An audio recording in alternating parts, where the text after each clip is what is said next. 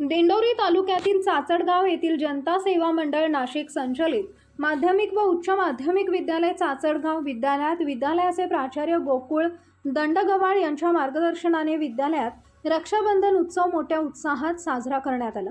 यावेळी विद्यालयातील विद्यार्थिनींनी विद्यार्थ्यांना राखी बांधली।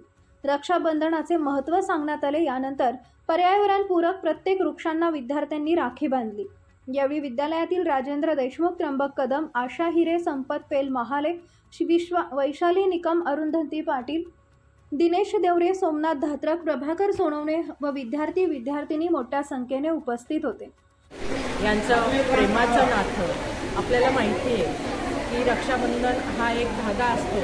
बहिणीचं संरक्षण भावाने करावे असा आपल्याला महाभारतामध्ये श्रीकृष्णाने संदेश दिलेला आहे। द्रौपदीने श्रीकृष्णाला पत्राचा काठ फाडून त्याची राखी केली होती व श्रीकृष्णाने बहिणीच्या संरक्षणासाठी एक धाग्याचं महत्त्व पटवून आणि तिचं संरक्षण केलं। हा विद्यालय उपक्रम याच्यासाठी आहे की मुलांना बहीण भावाचं नातं कळावं आणि उत्साहात साजरा व्हावं ही एक